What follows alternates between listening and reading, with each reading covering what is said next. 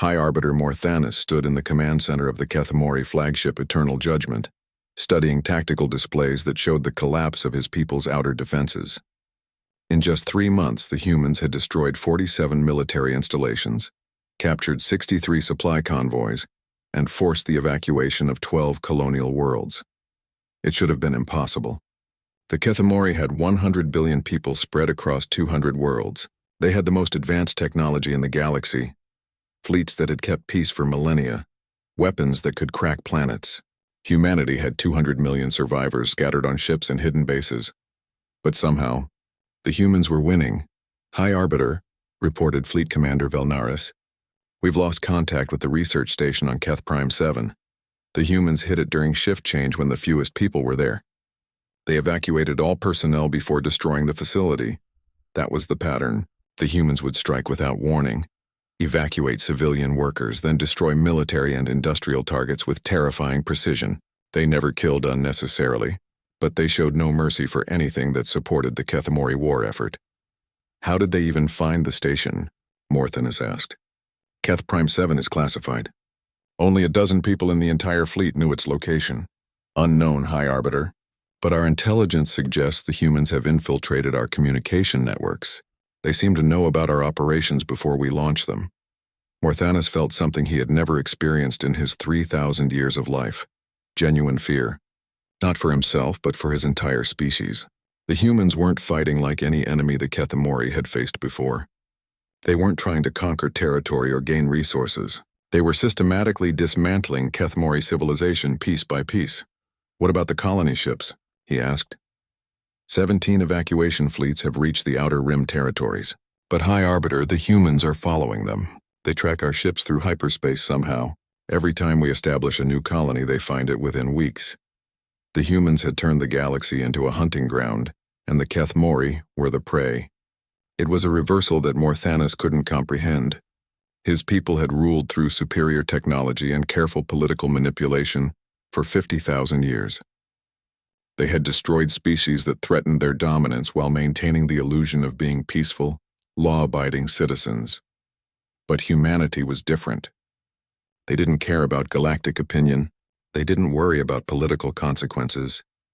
They had been pushed beyond diplomacy, beyond civilization itself, into a space where only vengeance mattered. General Doyon Lim was preparing for the operation that would break Kethamori resistance forever. Her target was Morkethis, the Kethamori homeworld. Not to destroy it, that would make humanity no better than their enemies, but to trap it completely. General, reported Admiral Sung Ho Kwan, the siege fleet is in position. 300 ships hidden in the outer system's asteroid field. We can establish a complete blockade within 6 hours. Do-Yan studied the holographic display showing Morkethis and its defensive installations. The world was beautiful. Crystal cities that reached toward violet skies, oceans that glowed with bioluminescent life, mountains carved into works of art by millions of years of careful tending. It was also home to 40 billion Kethamori, including their entire government, military leadership, and scientific establishment. If humanity could trap them there, the war would be over. Remember, Do-Yan told her officers, this is a siege, not an assault. No ship enters or leaves the system. No communication gets through. But we don't target the planet itself. We're not genocidal killers like them. Yes, ma'am, came the response from dozens of ship captains. The siege began at dawn, Morkethis time. Human ships appeared simultaneously at every jump point leading into the system. Quantum mines sealed the hyperspace lanes. Communication jammers cut off all contact with the outside galaxy. In 6 hours, the most powerful species in galactic history found itself completely cut off from the rest of civilization. Dr. Chang Ho-Oh had been working for months on weapons specifically designed to target Kethamori biology. His laboratory ship, the UES Vengeance, had been conducting research that would have been considered war crimes before Earth's destruction. Now it was simply justice. Doctor, reported his assistant Su Jin-yoon, the atmospheric modification virus is ready for testing. Chang Ho studied the biological weapon he had created. It wouldn't kill Kethamori directly. That would violate humanity's self-imposed moral limits. Instead, it would make their homeworld's atmosphere toxic to them, while remaining harmless to other species. They would be forced to live in sealed environments or evacuate entirely. Sir? Sujin continued. I have to ask, are we becoming the monsters we're fighting? Chang Ho was quiet for a long moment. Sujin, the Kethmori murdered 18 species across 50,000 years. They destroyed our homeworld and 15 billion of our people. They perverted the very concept of justice to hide their crimes. If creating weapons to stop them makes us monsters, then perhaps the galaxy needs monsters. Meanwhile, engineer Mi Kyung-bae was putting the finishing touches on humanity's ultimate weapon, something they called a planet cracker. It wasn't designed to destroy worlds like the Kethmori had done to Earth. Instead, it would split a planet's crust along tectonic lines, creating massive earthquakes that would make the world uninhabitable without actually killing it. Mi Kyung, said her colleague Hyunwoo Choi, the targeting computer is calibrated. We can crack Morkethus's crust in 17 places simultaneously. The resulting seismic activity will destroy every city on the planet. Mi Kyung nodded. She felt no satisfaction in creating such a weapon. Before Earth's destruction, she had been a builder, an engineer who created things that helped people. Now she built weapons of unimaginable destruction. But the Kethmori had forced this choice on humanity. The galaxy watched the siege of Morkethus with growing terror. Other species began to realize that humanity's war wasn't just about vengeance for Earth. It was about preventing future genocide. The humans weren't content to stop the Kethmori from murdering more species. They wanted to end the Kethmori entirely. Ambassador Young-suk Shin addressed the Confederation Council one final time. Honored representatives, you have a choice. For 50,000 years, you've allowed the Kethmori to commit genocide while hiding behind laws and political protection. You chose their stability over justice for the dead. You chose their technology over truth. She gestured to the holographic display showing the siege of Morkethus. Humanity is ending that choice. We're going to finish what should have been finished 50,000 years ago, when the first species died by Kethmori hands. The question is whether the rest of the galaxy will help us build something better from the ashes. Ambassador, said the Altarian representative, what humanity is doing goes against everything the Confederation stands for. You're threatening to destroy an entire species. The Kethmori destroyed 18 species, Young-suk replied coldly. We're simply ensuring they can't destroy a 19th, or a 20th, or however many more they would have killed in the centuries to come. The Hegemony Coalition's representative spoke up. But where does it end? If humanity can wage total war against the Kethmori, who's to say you won't turn that same violence against us? Young-suk smiled, and it was not a pleasant expression. You want to know what stops us? The same thing that should have stopped the Kethmori 50,000 years ago. Decency. Honor. The knowledge that some lines should never be crossed.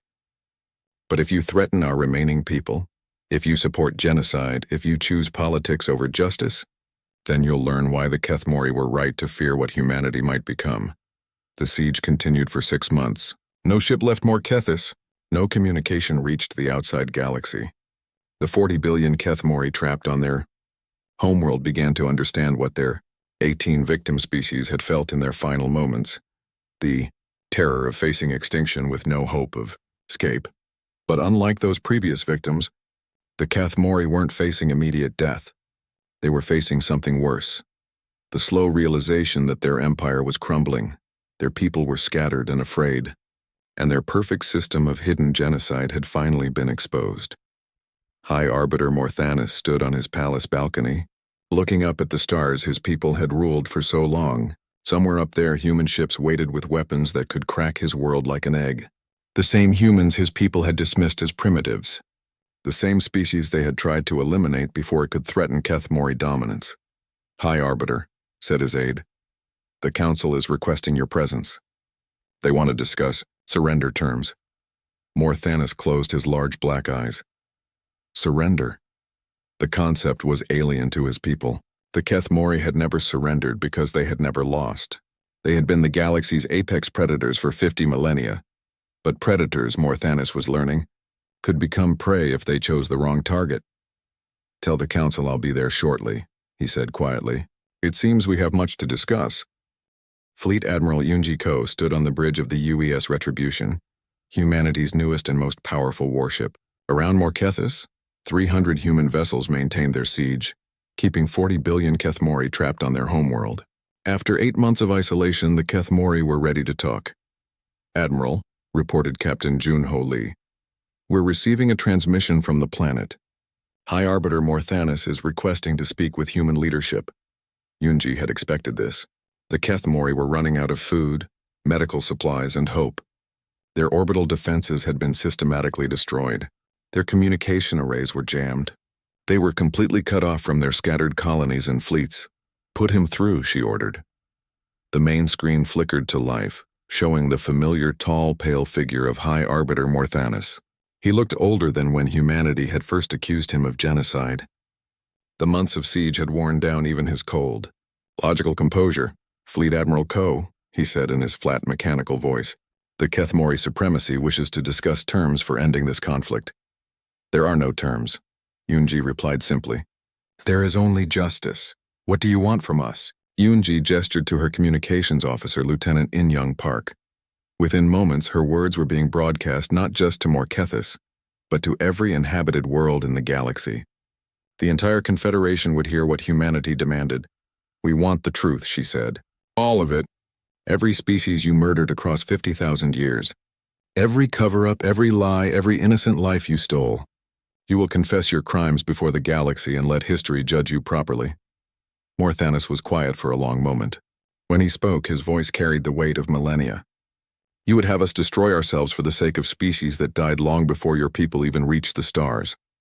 We would have you face the consequences of your choices," Yunji corrected. "For 50,000 years, the Kethmori have been galactic civilization's hidden cancer. You murdered entire species while pretending to be peacekeepers. You corrupted the very laws meant to prevent genocide, and you did it all while hiding behind political protection and technological superiority." She leaned forward in her command chair. "But technology didn't save you from human determination. Politics didn't protect you from human justice. And now the galaxy gets to see what happens when genocidal killers finally face their victims' children. And if we confess, if we reveal everything, what then?" The question hung in the space between the ships and the planet below. What did humanity want beyond the truth? What would satisfy the rage of 200 million survivors who had watched their homeworld burn? Unji thought of Earth's children dying in atomic fire. She thought of the 17 species that had come before, snuffed out in secret across the ages. She thought of Dr. Min-Soo Kang's research, showing the careful pattern of murder that had shaped galactic history for millennia. "Then the galaxy decides your fate," she said finally. "Not us. We've learned what happens when one species holds power over life and death for others. The Confederation will judge whether the Kethmori deserve extinction, exile, or redemption. But they'll judge you based on truth, not lies. And you would accept the Confederation's judgment, even if they choose mercy?" Unji smiled coldly. "High Arbiter, right now humanity has weapons pointed at your homeworld that can crack continents. We have biological weapons that can make your atmosphere toxic. We have the power to do to you exactly what you did to 18 other species. But we're offering you something you never offered your victims. A choice." The transmission went quiet for several minutes. Finally, Morthanis spoke again. "The Kethmori Council will need time to consider—" "No," Yunji interrupted. "No more delays. No more political games. You have 6 hours to decide. Confess your crimes and face galactic judgment, or we will demonstrate why you were right to fear humanity." The transmission ended. Across the galaxy, representatives of hundreds of species watched and waited to see what would happen next. Some hoped the Kethmori would confess and reveal the true scope of their crimes. Others feared what humanity might become if they were pushed to complete their vengeance. On Morkethis, the Kethmori Council met in emergency session. For the first time in their recorded history, they faced a choice between truth and extinction. High Counselor Zarneth, eldest of the surviving leadership, addressed the assembly. "Fellow counselors, we face the end of everything our people have built. The humans will not be satisfied with anything less than complete exposure of our historical actions." "Historical actions?" said Counselor Marivoth angrily. "You mean our necessary interventions. Every species we eliminated posed a threat to galactic stability. We prevented wars, stopped technological disasters, maintained peace." "We committed genocide," said a younger voice. Counselor Lirana was barely 200 years old, practically a child by Kethmori standards. 17 species across 50,000 years. Trillions of sentient beings murdered to maintain our dominance. How is that different from what any other tyrant has done? The council erupted in arguments. Some defended their actions as necessary for galactic peace. Others accepted that what they had done was monstrous. But all of them understood that the choice before them wasn't really about confession or silence. It was about whether the Kethmori would face judgment as civilized beings or die as genocidal monsters. Admiral Taehyun Jung joined Yoonji on the bridge as the 6-hour deadline approached. He had been the one to formally withdraw humanity from the Confederation, the one who had declared humanity's blood oath against their enemies. "Any word from the surface?" he asked. "Nothing yet," Yoonji replied. "But our sensors are picking up massive energy signatures from their government complex. They're preparing for something." At exactly 6 hours after the deadline, High Arbiter Morthanus appeared on screen again. But this time he wasn't alone. Behind him stood the entire Kethmori Council, 47 of the most powerful beings in galactic history. "Fleet Admiral Ko," Morthanus said, "the Kethmori supremacy has reached its decision." Yoonji waited, her finger hovering over the weapons control that would signal the planet crackers to fire. "We will confess," Morthanus continued. "All of it. Every species. Every cover-up. Every lie we told to hide our crimes, but not because we fear your weapons." He paused, looking directly into the camera with those large, black eyes that had watched civilizations rise and fall. "We confess because High Counselor Lir Anna was correct. What we did was monstrous. We became the very evil that galactic law was meant to prevent. And perhaps it is time for the Kethmori to face judgment for our sins." Over the next 72 hours, the galaxy listened in horror as the Kethmori revealed the true scope of their crimes. 17 species murdered across 50 millennia, trillions of innocent beings killed to prevent them from challenging Kethmori dominance. Evidence destroyed, records altered, entire civilizations erased from history. The Vorth Collective hadn't died in a civil war. They had been systematically poisoned. The Dreaming Singers hadn't succumbed to plague. Their homeworld had been sterilized.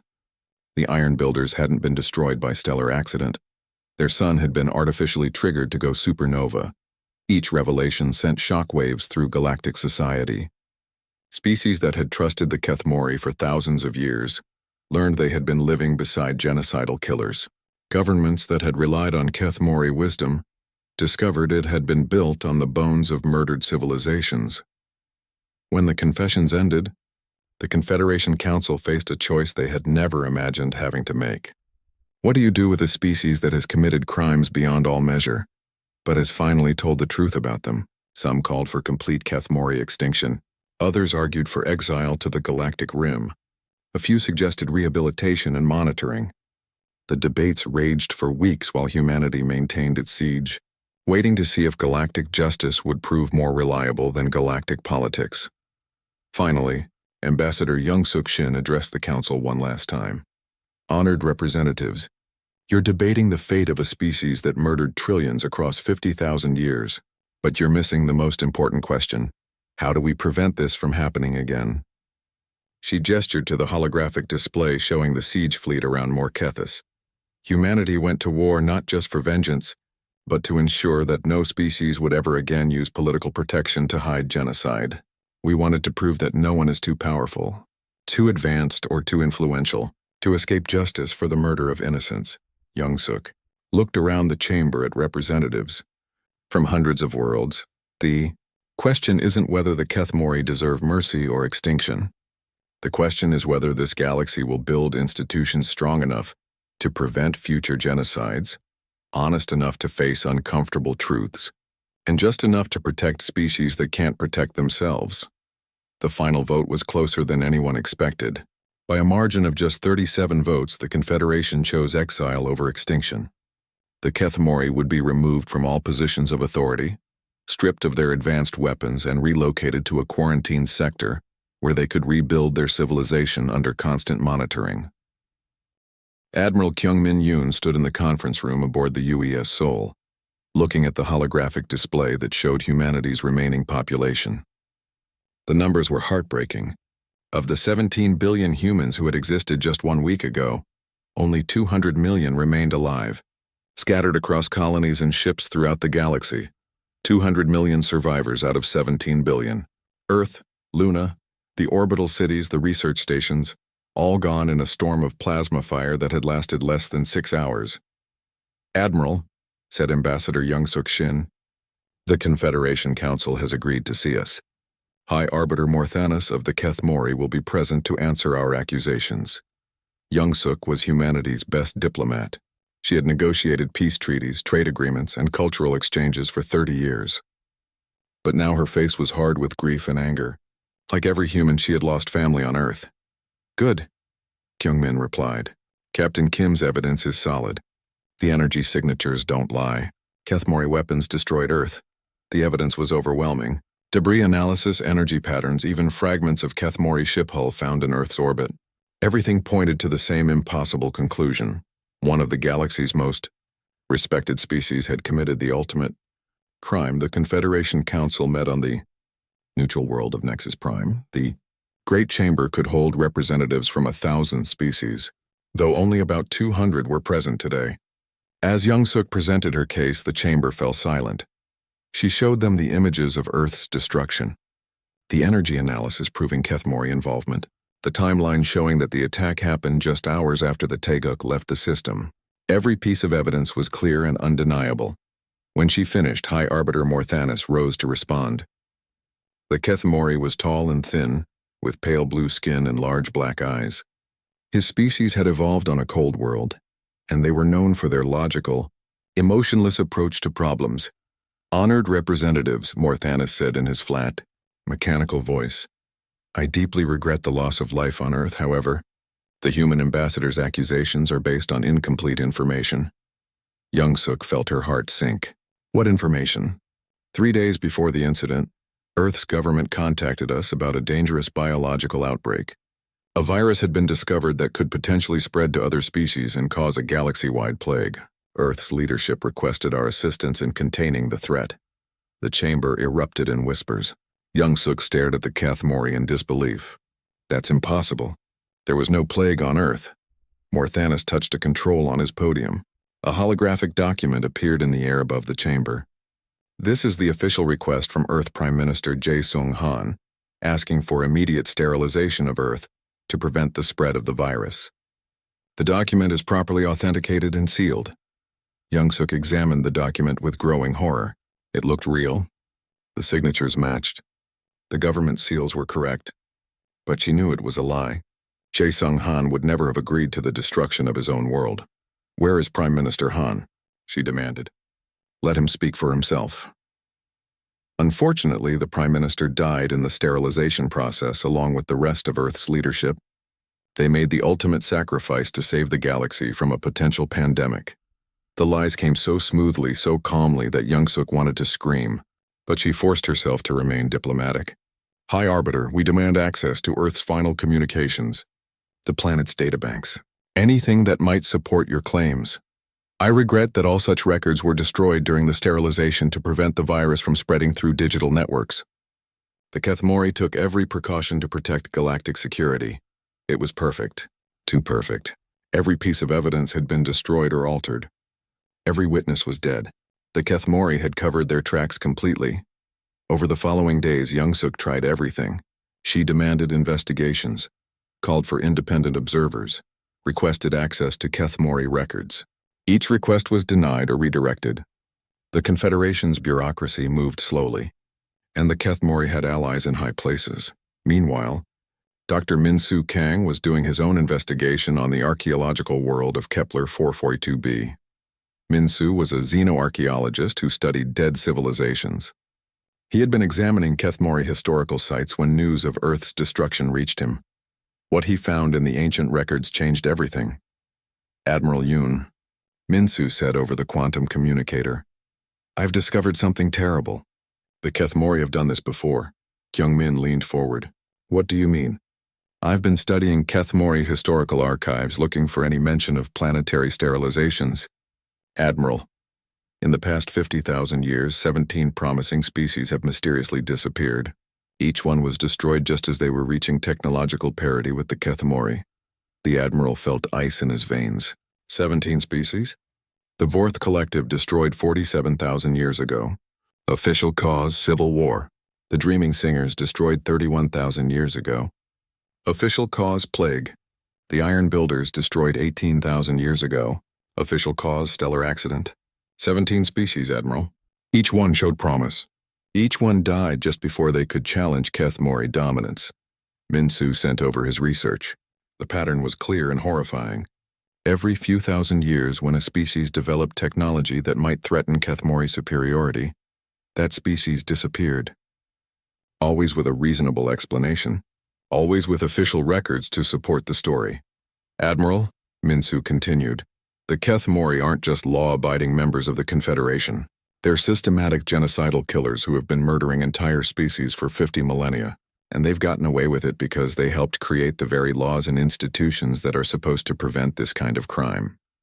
Kyungmin closed his eyes. 17 species, trillions of sentient beings murdered across the ages, and now humanity was number 18.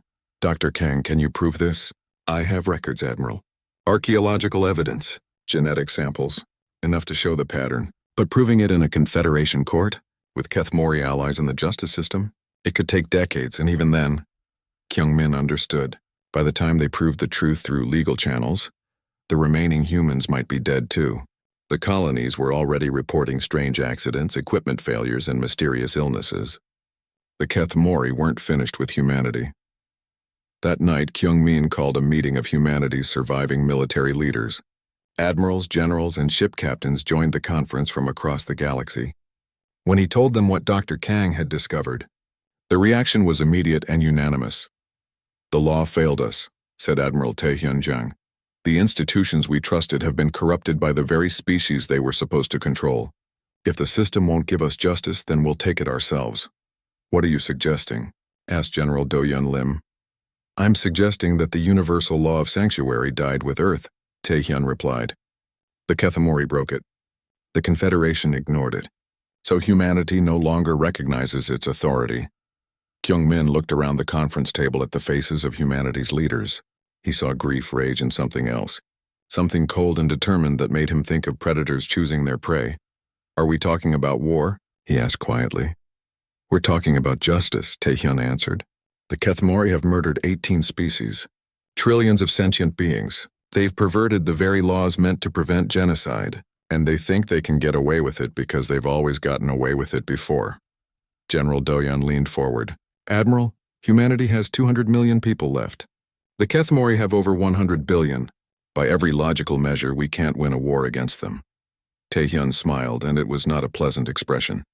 General, the Kethmori destroyed our world because they feared what we might become. Maybe it's time to show them they were right to be afraid. The meeting ended with a decision that would echo across the galaxy. Humanity would demand blood payment for Earth. And if the galaxy wouldn't give them justice through law, they would take it through war. Admiral Tae-hyun-jang stood before the Galactic Confederation Council for what he knew would be the last time as a member of civilized society. Behind him sat the empty seats where Earth's representatives should have been. 15 billion voices silenced forever. The great chamber buzzed with nervous energy. Representatives from hundreds of species had gathered to hear humanity's response to the Council's official decision. The Kethmori story had been accepted. Earth's destruction was classified as a tragic but necessary medical intervention. Case closed. Tae-hyun looked up at High Arbiter Morthanis, who sat in the Kethmori section with the same cold, emotionless expression he always wore. The creature that had orchestrated the murder of humanity's homeworld and then lied about it to the entire galaxy. Honored representatives, Tae-hyun began, his voice carrying clearly through the chamber. I stand before you today not as a member of this confederation, but as the voice of the dead. 15 billion humans who died in fire, 17 species that came before us, murdered in secret across 50,000 years of Kethmori lies. Murmurs rippled through the chamber. The other species knew about Dr. Min-Soo Kang's discoveries now.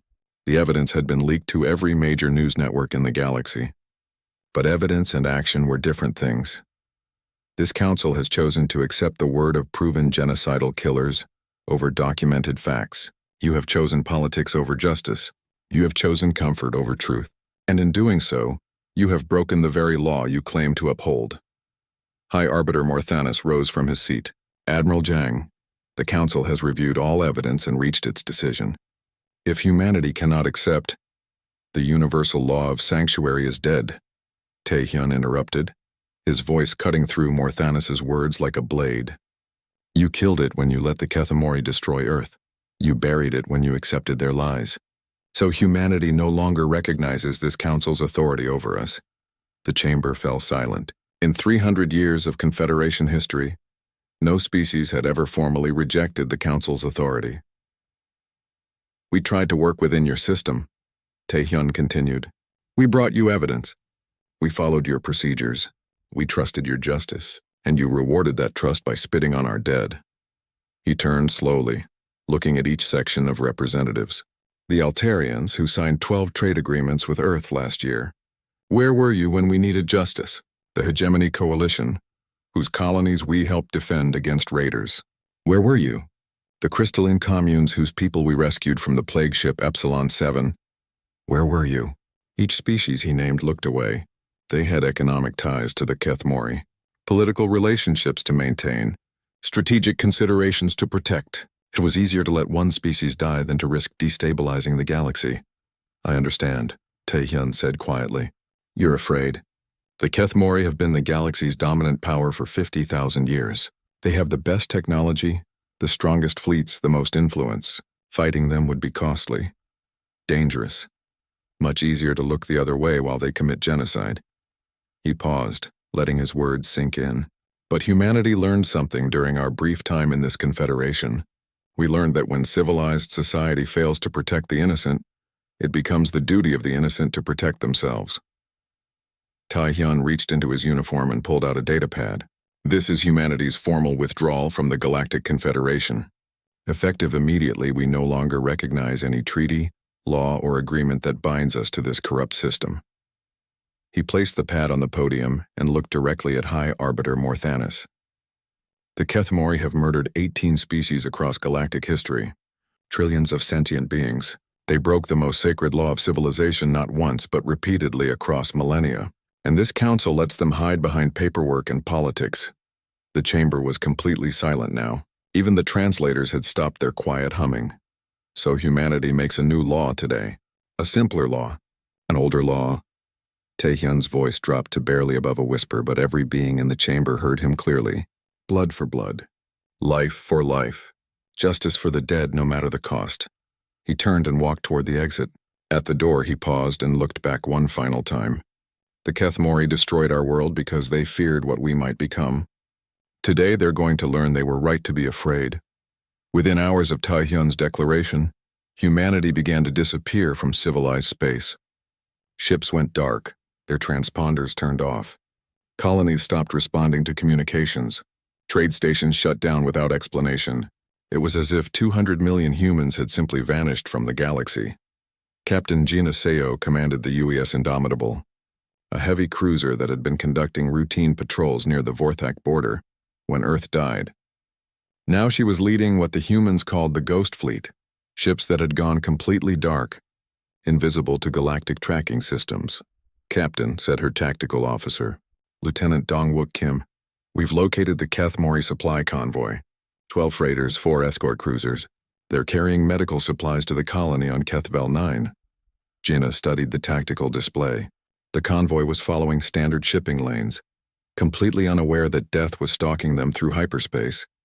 Medical supplies, food synthesizers, water purification systems, emergency shelters, humanitarian aid for the mining accident that killed 3,000 colonists last month. Gina felt no sympathy. 3,000 Kethemori deaths meant nothing compared to 15 billion humans. Target the escort ships first. I want those freighters intact. Ma'am, those are civilian vessels carrying medical aid. Those are enemy ships carrying supplies to enemy colonies. Gina corrected coldly. The Kethemori declared total war when they destroyed Earth. We're simply responding in kind. The attack lasted 8 minutes. The Indomitable's weapons had been modified with technology that humanity wasn't supposed to possess. Quantum disruptors that could tear apart ships at the molecular level. The escort cruisers died without firing a shot, but Gina wasn't interested in the escorts. She wanted the freighters and their crews alive. This is Captain Gina Seo of the Terran Ghost Fleet. She broadcast to the surviving vessels. You are carrying supplies to Kethmori colonies. Those supplies are now the property of humanity. Your crews will be transferred to life pods and released unharmed. The Kethmori captain of the lead freighter responded immediately. Captain Seo, this is a humanitarian mission. We're carrying medical supplies for disaster victims. Were Earth's children disaster victims when your people burned them alive? Jinnah asked. Were our hospitals humanitarian targets when you turned them to glass? You'll transfer your cargo and crew to the life pods now. Within an hour, 12 Kethmori freighters had been stripped of their cargo and crews. The humans transferred the supplies to their own ships, then destroyed the empty vessels. The Kethmori crews were left in life pods with enough supplies to reach the nearest station. Why are we letting them live, Captain? Asked Dongwook. Jinnah smiled coldly. Because dead people can't spread fear. I want every Kethmori in the galaxy to know that their ships aren't safe anymore. That their colonies aren't protected. That humanity is coming for them. Similar attacks happened across the galaxy. Kethmori mining stations went dark. Their research facilities suffered mysterious accidents. Their diplomatic ships disappeared in hyperspace, only to be found days later, empty and drifting. But the humans weren't random killers. They followed rules, even if those rules were written in blood. Kethmori civilians were evacuated before facilities were destroyed. Crews were given life pods before ships were taken. The humans wanted the galaxy to understand the difference between their measured vengeance and Kethmori genocide. General Do-Yeon Lim was coordinating the ground operations. From a hidden base in the asteroid belt around Wolf 359, her forces had been infiltrating Kethmori worlds for weeks, gathering intelligence and preparing for larger operations. General, reported Colonel Jamin Park over the quantum communicator, our teams are in position on 17 Kethmori worlds. We can begin simultaneous operations whenever you give the word. Do-Yeon looked at the tactical displays showing Kethmori fleet movements. They were starting to panic, pulling ships back to defend their core worlds. Good. Fear was a weapon, and humanity was learning to use it with precision. Remember the rules of engagement, she told her officers. We're not Kethmori. We don't murder civilians. We don't target children. We don't destroy homeworlds. But military targets, government facilities, and industrial centers are all fair game. Yes, ma'am, came the chorus of responses. Do-Yeon activated the Galactic Communications Network. Her message would reach every species in the Confederation within hours. This is General Do-Yeon Lim of the Terran Defense Forces. For 50,000 years, the Kethmori have committed genocide while hiding behind laws they helped create. They murdered 17 species, including humanity. They corrupted the very institutions meant to prevent such crimes. And the galaxy chose to look away rather than face the truth. She paused, thinking of Earth's children, dying in fire while the galaxy debated politics. Humanity chooses differently.